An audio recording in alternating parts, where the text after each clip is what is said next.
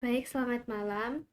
Saat ini saya akan menjelaskan apa itu sistem pengambilan keputusan. Namun sebelum itu, perkenalkan nama saya Jessica Gigir dengan NIM 23024153. Nah, dalam proses pengambilan keputusan, ada 3 fase utama. Yang pertama ada intelligence fase, yaitu mengidentifikasi masalah. Yang kedua ada design fase, di mana kita merancang atau merekonstruksi model yang mewakili sistem. Dan yang terakhir, choice fase, yaitu memilih solusi terbaik dari alternatif yang ada. Ketiga fase ini saling berhubung dan membentuk alur pengambilan keputusan yang sistematis. Kemudian, pada fase intelligence, ada 4 langkah penting. Kita mulai dengan mengidentifikasi masalah, lalu melakukan klasifikasi masalah agar lebih terstruktur. Setelah itu, dilakukan penguraian masalah menjadi bagian yang paling sederhana.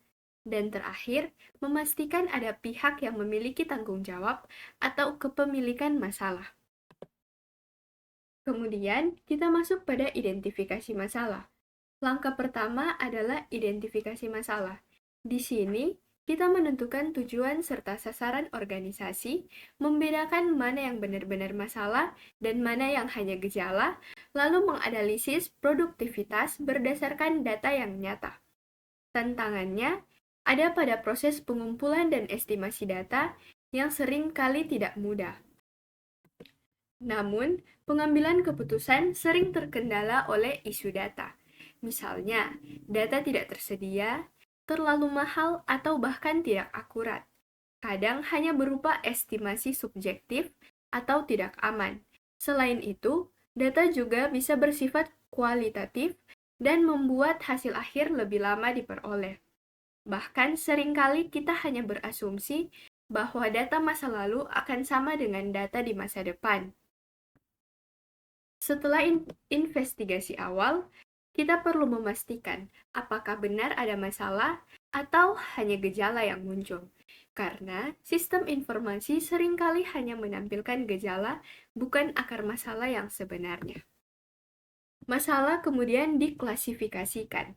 Tujuannya agar kita bisa menemukan solusi standar yang lebih tepat.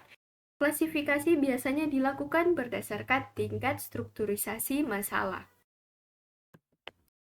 Masalah yang terprogram biasanya rutin, berulang, dan sudah terstruktur. Solusinya sudah tersedia dalam bentuk model standar. Contohnya, penyusunan jadwal kerja, arus kas bulanan, atau pengelolaan inventory yang tetap. Sebaliknya, masalah yang tidak terprogram bersifat unik, tidak rutin, dan baru. Biasanya, belum ada model standar untuk menyelesaikannya. Contohnya seperti merger perusahaan, akuisisi, penelitian dan pengembangan, atau strategi e-commerce. Di antara keduanya juga ada yang disebut masalah semi-terstruktur. Sebuah masalah bisa dianggap tidak terstruktur jika informasi yang tersedia sangat minim. Namun, semakin banyak pengetahuan dan informasi yang kita miliki, masalah tersebut bisa berubah menjadi lebih terstruktur. Masalah yang kompleks sebaiknya diuraikan menjadi submasalah. Dengan begitu, penyelesaian lebih mudah dilakukan. Selain itu, penguraian ini juga membantu komunikasi mengambil keputusan. Selanjutnya di sini ada kepemilikan masalah. Sebuah masalah hanya benar-benar ada jika ada pihak yang bertanggung jawab atasnya. Karena itu, organisasi harus memastikan ada kemampuan dan wewenang untuk menyelesaikannya. Jika tidak ada pemilik masalah, maka dianggap masalah orang lain. Kemudian, pada tahap ini, fase intelijensi biasanya berakhir dengan pernyataan masalah yang sangat formal. Kita masuk pada fase berikutnya, yaitu desain fase. Di sini, kita mulai mencari, menganalisis, dan membangun model solusi. Model tersebut kemudian diuji dan divalidasi untuk memastikan kelayakannya. Dalam pemodelan ini, kita melakukan konseptualisasi masalah dengan menggunakan model kuantitatif maupun kualitatif. Kita juga mengidentifikasi variabel-variabel yang saling berhubungan. Model sederhana biasanya lebih murah dan cepat, namun kekurangannya yaitu kurang akurat. Sementara, model kompleks butuh data yang lebih banyak. Di dalam model terdapat variabel keputusan. Ini adalah alternatif pilihan yang dimiliki oleh manajer. Contohnya, bagaimana cara beriklan atau server mana yang harus digunakan. Kemudian, selain itu, ada juga variabel hasil, misalnya laba, penjualan, atau pendapatan. Dan ada variabel lingkungan, yaitu faktor-faktor luar seperti krisis ekonomi. Hubungan antar variabel ini biasanya digambarkan secara matematis. Kemudian ada prinsip pilihan. Setiap keputusan harus mengikuti prinsip pilihan, yaitu kriteria solusi yang dapat diterima. Prinsip ini bisa bersifat normatif, yaitu ideal, atau deskriptif, yaitu sesuai dengan kenyataan yang ada, atau realita. Kemudian selanjutnya, dalam model normatif, alternatif terbaik dicari melalui proses optimalisasi.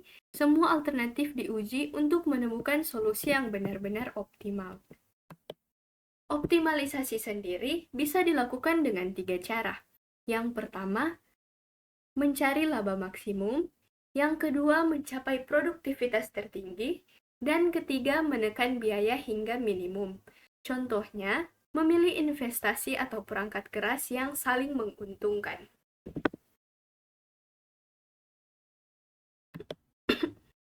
Berbeda dengan model normatif, model deskriptif menggambarkan kenyataan yang ada.